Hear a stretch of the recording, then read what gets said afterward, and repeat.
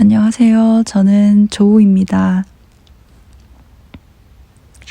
조우 라디오 1화에 오신 것을 환영합니다. 영상을 제가 보통 정해진 날은 없지만 보통은 금요일 아니면 토요일에 주로 업로드를 하는데, 그리고 최소 2개 정도는 업로드를 했던 것 같아요. 근데 이번 주에는 영상을 하나밖에 찍지 못해서 급하게 편성된 역시 이불 속에서 녹음하는 조우 라디오 1화입니다.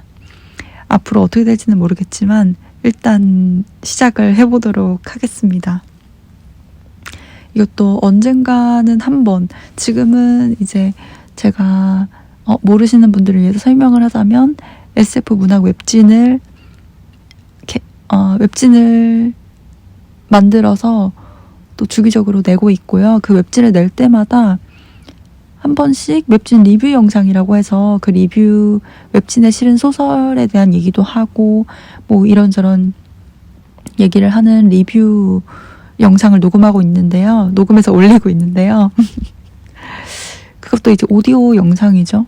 그런 게 있기 때문에 굳이 바로 당장 라디오, 그러니까 음성 파일을 만들 생각은 하진 못했지만, 그래도 언젠가는 그런 웹진 리뷰 오디오 영상과는 별개로 라디오를 녹음해보면 어떨까 하는 생각을 했는데, 이렇게 또 갑작스럽게 생각보다 빠르게 조우 라디오 1화를 올리게 됐네요. 정말 한 10여 분 전까지도 생각하지 못했는데, 사실은 제가 만들던 영상이 하나 있었어요. 이번 주에는 브이로그는 찍지 못했고, 이제 자격지심에 관한, 제가 또 나름대로 온갖 방면에서 자격지심을 가지고 있었던 사람 중에 하나라서 그걸 하나하나 풀어나가고 관찰하고 이러다 보니까 얼결에 자격지심 전문가가 되어 있더라고요. 그래서 그 부분에 대한 얘기를 했는데, 녹음한 걸 편집하면 할수록 좀 제가 뭐라고 되게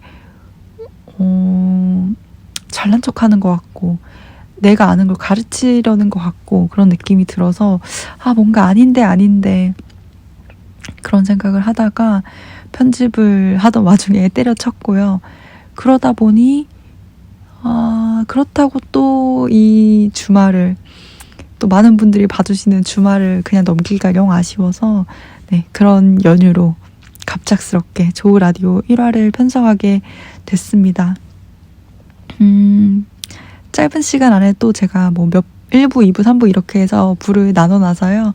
우선 1부부터 시작을 해보도록 하겠습니다. 첫 번째는 유튜브 소식을 좀 알려드릴 건데요. 조우하다 유튜브가 구독자 359명을 돌파했습니다. 와, 이거는 굉장히 의미 있는 숫자인데요. 또 가장 잘 나가는 루틴 영상은 조회수가 900회를 넘어서 1000회를 앞두고 있고, 그리고 조회수가 이제 2자리를 넘길 리가 없다고 생각하며 만들었던 조요생 컨텐츠, 조우의 요즘 생각 컨텐츠도 100회를 넘기더라고요. 게다가 그 7년째 경제생활 어쩌고저쩌고 그 영상은 조회수 오르는 속도가 되게 빨랐어요. 지금 700여 회가 됐는데, 이전 그 루틴 영상은 이제 한 올린 지 2주 됐나요? 그 시간에 걸쳐서 계속해서 꾸준히 올랐는데, 그 7년 어쩌고 영상은 올렸던 새벽부터 다음날까지 굉장히 빠르게 올라서 700회에 다다랐던 것 같아요. 사실 아직 굉장히 미천하고 빈약한 조회수기는 하지만, 제가 처음에 생각했던, 그리고 예전에 유튜브를 했을 때의 조회수가 36회, 50회에 그쳤기 때문에 굉장히 저로서는 놀라운 성과라고 할 수 있겠고, 그래서 굉장히 감사하고 놀라운 나날을 보내고 있고, 게다가 저는 유튜브를 굉장히 많이 보던 시청자였는데 여러 가지 영상을 두루 봤는데 항상 조회수가 한 1000회는 넘어야 조회수로 쳤거든요. 1000회 달성이 이렇게 힘든지 모르고 1000회는 넘어야지 조회수, 그 밑에는 조회수가 없다고 생각을 했기 때문에, 그래서 제가 만약에 어떤 영상이 1000회를 넘기게 된다면 굉장히 뜻깊을 것 같다고 생각하고 있습니다. 다음에 올라올 영상을 말씀드리면 아마 일주일 루틴 영상, 루틴이라기보단 항상 그런 브이로그 보면 뭐 프로덕티브 브이로그, 프로덕티브 위크 이런 제목이 꼭 붙더라고요. 프로덕티브가 뭐 생산적인 이런 뜻이라고 알고 있었는데 뭐 열심히 보내는 이런 뜻인가 봐요.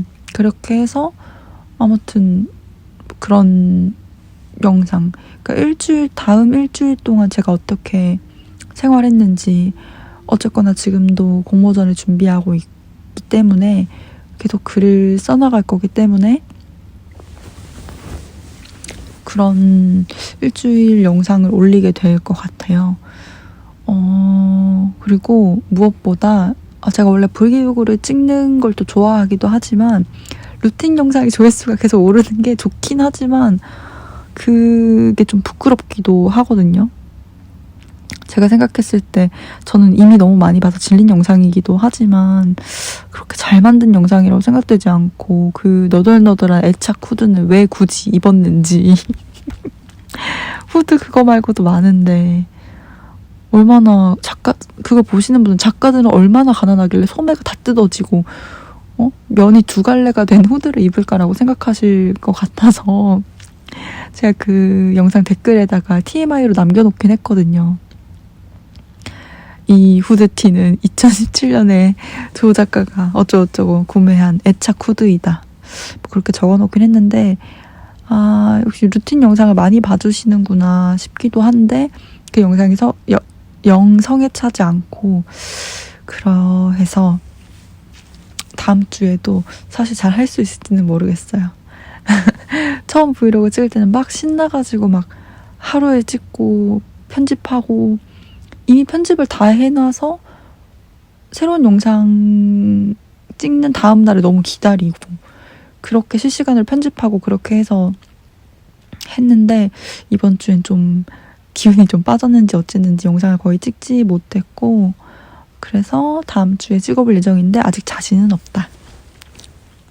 어쨌거나 유튜브 소식은 이 정도로 하면 될 것 같고요. 그러면 청새치의 눈 3호 예고를 조금 해봐야 할 것 같은데 벌써 1호, 2호가 나왔죠. 그리고 3호를 준비 중이지 않습니다. 물론 당연히 낼 거긴 하고 별로 기다려주시는 분 없겠지만 그래도 2월 말 안에 내볼 생각인데, 이번에 쓸 소설은 늘 그랬듯 저는 소설은 많기 때문에 이번에는 고양이 소설을 좀 써볼 것 같아요. 고양이에 관한 소설, 짧은 소설 2편을 써볼 것 같고, 제가 또 길고양이에게, 저희 집 앞에 찾아오는 길고양이에게 밥을 주고 있기도 하고, 또 최근에 고양이에 관한 제가 미처 생각하지 못했던, 생각해볼 만한 부분에 대해서 새로 알게 된 것도 있고, 그런 반성이나 성찰이 담긴 소설이 좀 떠올라서 그거 2편이 이제 실릴 것 같고, 그리고 SFC도 함께 지난 호에 써주셨던 스틸라임님께 다시 부탁을 해서 써보게 될 것 같고요. 그래서 2월 말을 목표로 하고 있는데, 제가 또 지금 내는 공모전이 또 마침 2월 마지막 날까지 받는 공모전이라서 정확한 일정은 아니고요. 늦어지면 3월 초가 될 것 같은 느낌입니다. 3월에도 여전히 연달아 공모전이 있기는 하지만 어쨌거나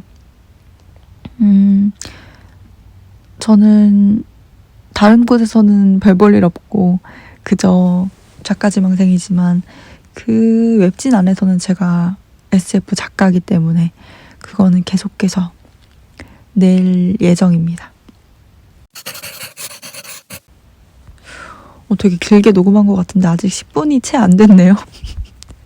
이게 또 최소 30분은 떠들 생각이었는데 이거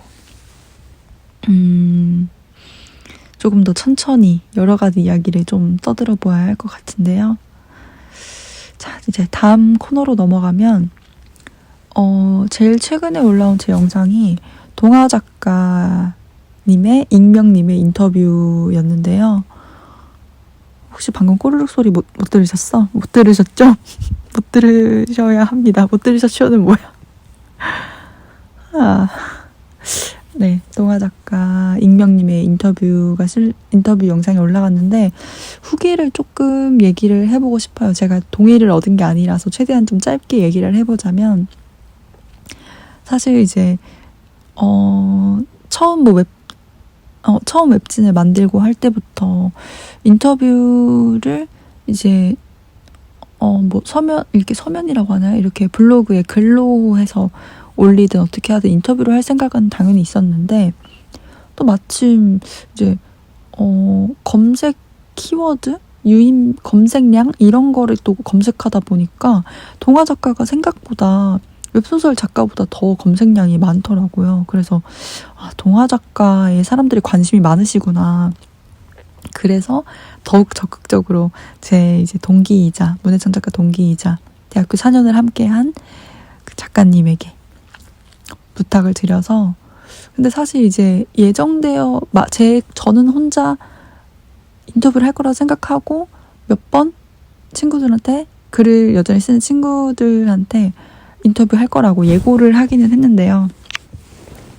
그날이 될 줄은 몰랐어요. 그날 그냥 제가 브이로그를 찍는 과정에서 또 친구와 마침 그 동화 작가 친구와 약속이 생겼고, 오늘 하면 되겠네 해서 뭐 장소나 이런 거, 인터뷰 내용 이런 거 하나도 정하지 않고 그냥 카페에서 만나서 이제 근황을 털고 설을 어떻게 보냈는지 그런 얘기를 하다가 자, 이제 녹음하자 이렇게 돼서 하게 된 건데요.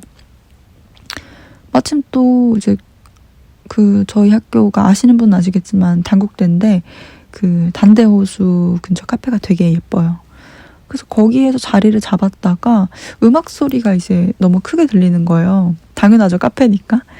근데 이제 멜론 탑백을 틀어놓은 것 같은 이제 소리를 어떻게 할 수가 없어서 이제 그거를 영상에 그대로 내보내면 저작권에 걸리니까 위층으로 올라가고 하다가 바람이 많이 부는 날이었는데 여전히 추웠고 테라스까지 올라가게 돼서 거기서 이제 핸드폰을 들고 뭐 거치대, 마이크 이런 거 없이 그냥 제 핸드폰 셀카 모드로 해서 두 사람의 어깨를 맞붙이고 인터뷰를 진행을 했습니다. 사실 저는 굉장히 말이 많은 편이고 말도 좀 조리 있게 잘한다고 생각하는 편이고, 그 친구는 말수가 적지만 꼭 필요한 말만 하는 약간 좀 무게감 있는 근데 좀 귀여운 그런 스타일인데, 인터뷰하면서 유려하게 진행을 잘하는 모습에 조금 놀랐습니다. 예를 들면 제가 막 냅다 얘기를 하는데 그때 딱 제 입을 막더니 근데 자기소개 해야 되지 않아? 라고 할 때 깜짝 놀랐고 사실 입을 막았다는 건 조금 과장이고요. 뭐 어쨌든 그렇게 얘기를 하고 제가 다음에 무슨 말 하지라고 하고 있으면 그 말을 자연스럽게 이어준다든지, 그래서 되게 쿵짝이 잘 맞았고 놀라운 수줍음을 많이 타서 많이 타는 친구라서 내가 괜히 이제 좀 이런 거 어려워하는 친구한테 좀 괜한 부탁을 한 게 아닌가 했는데 말을 굉장히 잘해서 고마웠던 인터뷰 응해준 것도 당연히 고마웠는데 그렇게 진행까지 잘 도와주니.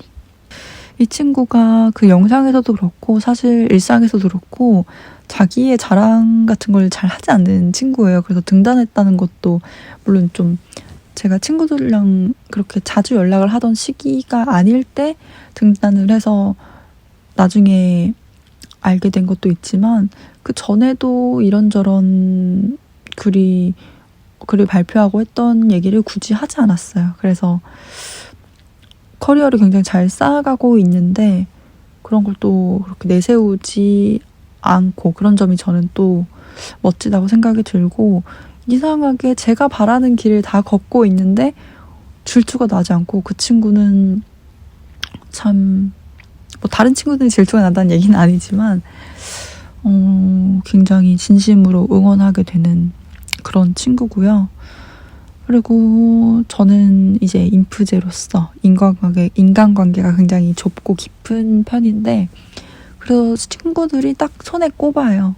만나는 친구 정해져 있고 아니면 아예 안 만나고 연락도 안 하고 그냥 그렇게 되어 있는데, 그래서 친구 한 사람 한 사람마다 이 친구는 이런 친구야 라고 제 나름대로 이제 말할 수 있고 좋은 점을 말할 수가 있는데, 이 친구를 생각하면 제가 어떻게 표현해야 제가 느끼는 걸 잘 표현할까라고 생각을 했는데, 이 친구는 그 친구는 ISFJ이고 저는 INFJ이고 뭔가 그렇게 뭐 이것도 다 성격 나름이긴 하지만 그렇게 싸울 일이 없어요. 서로 조금 배려를 많이 하는 편이고, 그래서 정말 절대로 부딪히거나 그렇게 싸울 일이 없지만, 오히려 만약에 싸운다면 제가 좀 성질이 고약하니까 제가 일방적으로 막 서운해, 화났어 이렇게 할 수는 있겠지만, 근데 만약에 관계가 틀어지거나 끊어져서 우리 이제 다시 보지 마 이런 일이 있더라도 그래도 나에 대한 예의를 항상 지킬 사람. 이제 관계가 틀어지면 뭔가 좀 에라 모르겠다 하고 뭐 험담도 하고 막 막대할 수도 있는데, 아무리 내가 밉고 싫어도 절대 선 넘지 않고 인간으로서 예의를 지킬 것 같은, 이게 적절한 비유인지 모르겠는데 어쨌든 굉장히 신임이 가요. 나를 좋아해서 나에게 잘 대해주는 게 아니라 그냥 인간에 대한 예의를 지킬 것 같은 사람. 그래서 네, 굉장히 믿음이 가는 친구예요. 제가 동의를 얻지 않았기 때문에 적당히 얘기를 한다고 해놓고 온갖 얘기를 다 해버렸네요. 그래서 굉장히, 또 저는 아까도 말씀드렸지만 말이 많은데 이 친구는 굉장히 딱 할 말만 적당히 하는 친구라서 그런 점이 되게 개인적으로 부럽고 신기하기도 하고 그런 친구입니다. 앞으로도 저희 문예찬 작가 친구들이랄지 저와 친한 동창 2명이랄지 얘기할 기회가 있으면 그 친구들에 대해서도 얘기하는 기회가 있었으면 좋겠습니다. 이번에는 마침 또 인터뷰를 했기 때문에 이렇게 이 친구에 대해서 먼저 얘기를 하게 됐네요. 자, 다음은 1호임에도 조우라디오 1화임에도 불구하고 사연이 하나 왔습니다. 그래서 사연을 조금 읽어볼 건데요. 네, 익명으로 보내셨고요. 안녕하세요. 저는 작가 지망생입니다. 같은 일을 7년째 해왔고 올해로 2013년에 접어들면서 8년째에 접어들었습니다. 아직도 포기할 마음은 들지 않아서 여러 공모전에 도전 중이고 웹진도 만들고 유튜브도 시작하긴 했지만 이따금 어디서도 설 자리가 없다는 느낌을 받습니다. 신춘문예에서도 오랫동안 떨어졌고 SF 문학상에서도 마찬가지고 지금도 역시 SF 소재가 있는 웹소설을 써보려고 하고 있지만 그런 제 모습이 굉장히 위축이 됩니다. 그리고 일이 오랫동안 되지 않다 보니 스스로 납득할 만한 이유를 자꾸 찾게 되는데요. 요즘은 제가 살면서 죄를 많이 지어서 벌을 받는다는 생각을 자주 해요. 그러면 모든 게 납득이 돼서요. 제가 죄를 지어서 일이 잘 되지 않는다고 생각하면 누군가에게는 제가 일이 잘 되지 않은 게 좋은 일이니까. 그리고 그건 세상이 잘 돌아가고 있다는 뜻처럼 느껴져서요. 하지만 그것도 자연스럽게 드는 마음은 아니고 제 많은 정신적 에너지를 써서 받아들여야 하는, 스스로를 납득시켜야 하는 마음입니다. 지금 제가 슬픈 건 진심은 그게 아니고 글을 더 발표하고 싶고 상 받고 싶고 하는 일이 잘 되고 싶어서겠지요. 때때로 막막한 기분이 드는데 이런 저에게 조언을 하나 해주신다면 감사하겠습니다. 어떤 분이신지는 모르겠지만 저와 굉장히 비슷한 상황에 놓이신 분인 것 같아서 좀 이입을 하면서 읽게 됐는데요. 사실 이렇게 라디오를 진행하는 저도 제 코가 석자고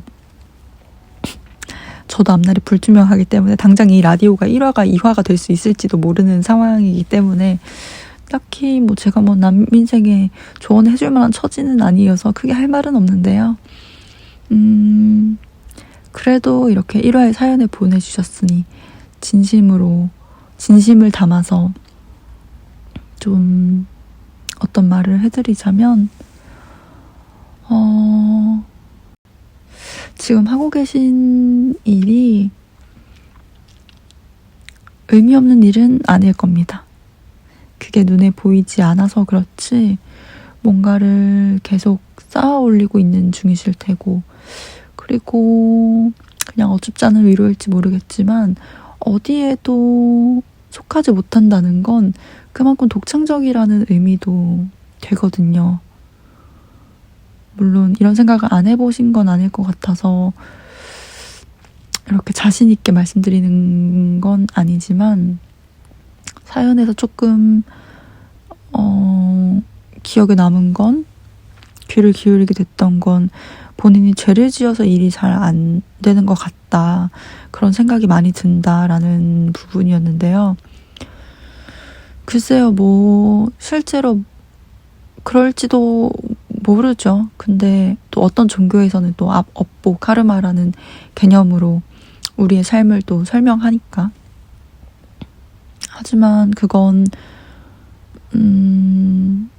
사회 전반에서 받아들여지는 그런 사상은 아니니까요. 그러니까 종교가 다양한 거고 그런 걸 텐데, 그런 생각을 되도록 좀 버리셨으면 좋겠어요.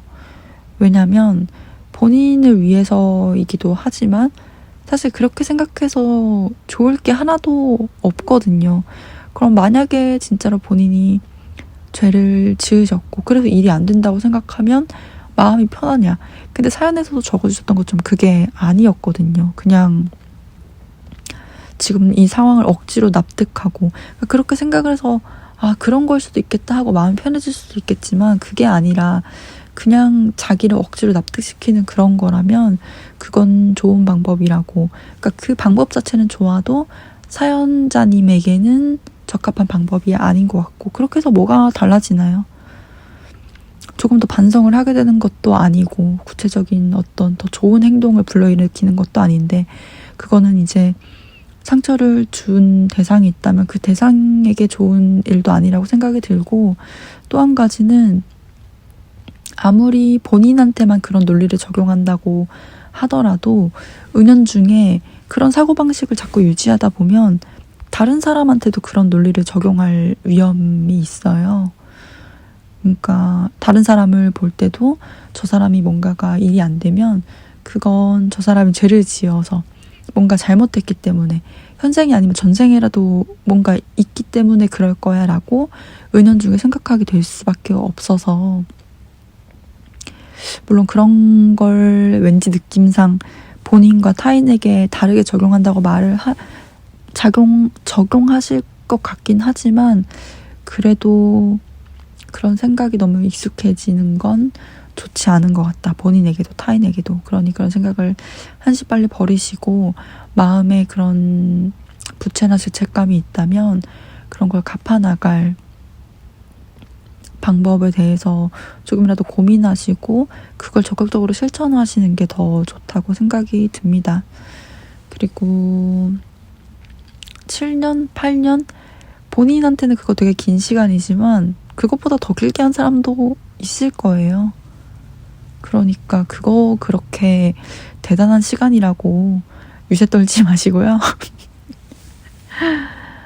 그리고 평생 글을 앞으로 쓰게 되실 거라면 사실 8년이 됐든 10년이 됐든 20년이 됐든 작가가 되는 순간 그 시간은 몇십 년이든 그렇게 중요하지 않거든요. 그냥 자기가 얼만큼 노력했다 이런 걸 내세우려면 필요하겠지만, 작품 활동을 시작하는 순간에는 몇 년이든 간에 그냥 그동안 쌓아온 것들이, 역량들이 작용을 하지 몇 년인지 8년인지 7년인지 중요하지 않기 때문에 자꾸 그런 거 좀 스스로에게 몇 년째 안 됐다 그렇게 생각하지 마시고 그냥 유튜브에서 어그로 끄실 때나 조금 이용하고 너무 그렇게 자신을 자조적으로 생각하지 않으셨으면 좋겠습니다. 제가 좀 말을 심하게 했나요? 하지만 뭐 어떤가요? 제 사연인데.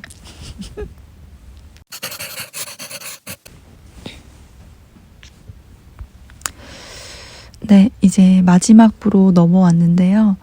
25분 정도를 넘어가고 있네요. 편집을 하면 조금 더 시간이 늘어날 수도 줄어들 수도 있겠지만 저는 지금 25분째 이 녹음을 하고 있습니다. 25분, 26분이 됐네요. 16초, 17초, 18초 이렇게 넘어가고 있는데요. 마지막 부를 뭘로 장식할까 하다가 사실은 사주 얘기를 조금 했었어요. 근데 녹음을 다 마치고 들어보니 이 야밤에 저부터도 일단 그 낯설고 생소한 사주 얘기를 별로 듣고 싶지가 않아서 책을 조금 읽어드리면 좋을 것 같아요. SF 웹진, 문학 웹진 청새치의 눈 2호에 수록된 권미소는 알고 있다라는 소설을 조금 읽어드리면 좋을 것 같은데요. 다 읽어드리지는 못하고 시간 관계상 조금만 읽어드리도록 하겠습니다. 내 주변 사람 중 유일하게 권미소만은 아는 것 같았다. 내가 뭘 보고 있는지, 내가 어릴 때부터 사람들 틈에서 봐왔던 게 무엇인지, 지난 20여 년 동안 나 혼자만 봐왔던 그게 그 애의 눈에도 보이는 것 같았다. 그걸 도대체 뭐라고 설명해야 할까? 눈앞에 갑작스레 모습을 드러내던 것이 있었다. 침엽수 입 같기도 하고 고슴도치의 등 같기도 하던 그것. 가끔은 사물뿐만 아니라 동기, 교수, 선후배들의 입이나 손에서 뻗어나와 나를 당황하게 만들었다. 또 가끔은 어떤 장소, 이를테면 부모님의 방이라든가 첫 수업을 진행했던 3층 강의실의 특정한 자리에 자리 잡아 있기도 했다. 긴 시간 함께 해왔지만 언제 어떤 모습으로 나타날지는 정확히 가늠하기가 어려웠다. 확률로 따지자면 대체로 내가 극심한 불안감을 느낄 때 자주 그런 일이 발생했으나 감정을 느끼기에 앞서 그것이 먼저 모습을 드러낼 때도 있었다. 나는 20살에 다다라서야 그것에 치미라는 이름을 붙였다. 보통은 그때그때의 생김새에 따라 별명을 붙이기는 하나 일기를 쓸 때 뭉뚱그려 설명해야 할 때는 주로 그렇게 불렀다. 현대의학이 붙여준 진단명은 스트레스성 환시. 하지만 그 단어를 사용해 나를 설명해 본 적은 없었다. 그건 어디까지나 내가 겪는 상황을 현대의학적 관점에서 이해해 보려는 혹은 그 범주 안에 끼워 맞추려는 시도에 불과했다. 어떻게 아느냐고? 살다 보면 누가 알려주지 않아도 설명해 주지 않아도 그냥 아는 것들이 있다. 만약 약간의 의심, 어쩌면 자신이 믿어왔던 게 틀렸을지 모른다는 의구심을 가지고 세상을 둘러본다면, 그리고 거기서 조금만 더 자세히 들여다본다면 당신 또한 알게 될 것이다. 이 세상이라는 곳이 사실 설명할 수 있는 것과 어떤 방식으로도 설명될 수 없는 일로 이루어져 있는 곳이었다는 것을. 그리고 그런 곳에서 살아가는 사람들이 그렇지 않은 사람만큼이나 많다는 것을. 나에게는 그 침의 출현이 그랬다. 그 침을 본 순간이 곧 그 경계 밖의 세상을 목격한 순간이었다. 권미소는 그 침을 종종 나와 함께 봤다. 처음에는 착각이라 생각했다. 시간이 갈수록 그게 아닐지도 모른다는 쪽으로 생각이 기울었다. 내 눈에만 보이는 그걸 물끄러미 바라보고 있으면 권미소도 내가 보는 것을 흘끔 봤다. 그 침이 이따금 한 번도 본 적 없던 생김새로 나타나 나를 움찔하게 만들면 실은 엄청난 공포감에 가까웠다. 그것과 나 사이를 슬쩍 비집었다. 그건 의도가 있다기보다 물웅덩이가 없는 쪽으로 옆 사람을 당겨주듯 무의식적인 행동에 가까운 것 같아 보이긴 했다. 그게 오히려 더 나를 확신으로 이끌었다. 그 일은 나에게 적잖이 흥미로웠는데 권미소는 소위 그 경계 밖의 세상에 대해 조금 더 아는 게 없을 것 같던 사람 중 하나였기 때문이다. 가끔 그런 사람들이 있다. 가난하든 부유하든 정서적으로 안정된 집에서 자라나 타인과 세상에 대한 애정이 충만하지만 그러므로 쉽게 친해질 수도 있고 어떤 대화도 나눌 수 있지만 경계, 여기서는 상식이라는 단어로 대체해도 의미가 통할 것 같다. 밖에 입에 올리는 순간에는 한마디도 못하는 사람. 그리고 나는 대체로 그런 사람을 좀 비우는 경향이 있었다. 내 쪽에서 먼저 비웃은 건 아니었다. 지금은 기억이 나지 않는 과거의 어떤 경험에서 비롯된 편견이었다. 그랬기에 권미소와 눈이 마주치는 경험을 처음 했을 때는 몹시 뜻밖이었다. 그러던 중에 그 사건, 권미소가 그걸 보고 있다고 확신할 수밖에 없었던 사건이 일어난 것이다. 네, 제가 읽은 이건 권미소는 알고 있다라는 소설의 상편 중에 일부고요. 한 반보다 조금 적게 읽어드린 것 같아요.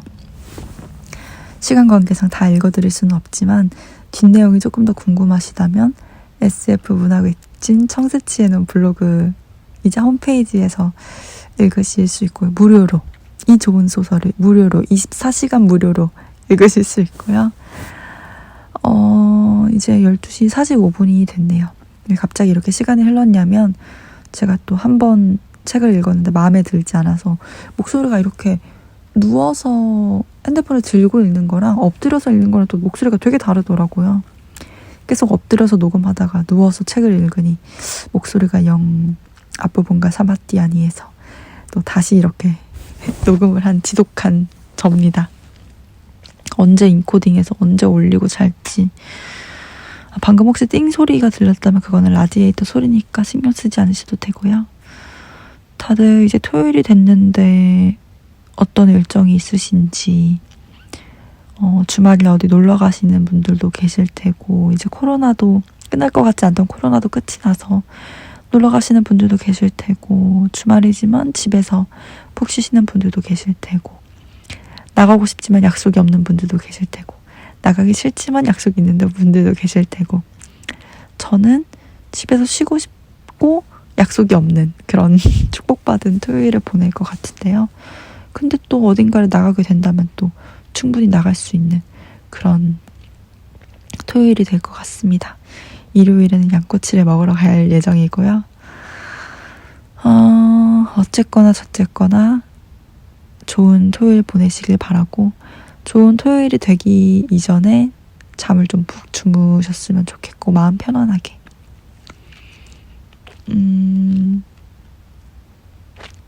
네, 이쯤 되면 제가 할 말은 다 한 것 같군요.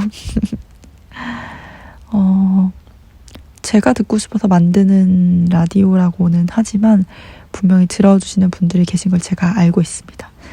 구독자분들도 조금씩 늘고 있고요. 유튜브 스튜디오라는 어플에 들어가면 다들 또 띵소리가 났네요. 라디에이터 소리고요. 다들 들어주고 계신 걸 알고 있기 때문에 감사한 마음으로 즐겁게 녹음할 수 있었습니다. 정말 혼자 들었다면 이렇게까지 열심히 꼼꼼히 만들지 않았을 거예요. 그러면 들어주신 분들께, 또 듣다가 나가시는 분들께도, 조회수 1을 올려주신 분들께도 감사하다는 말씀을 전해드리면서 저는 이만 물러가도록 하겠습니다. 지금까지 들어주셔서 감사합니다. 지금까지 조우였습니다.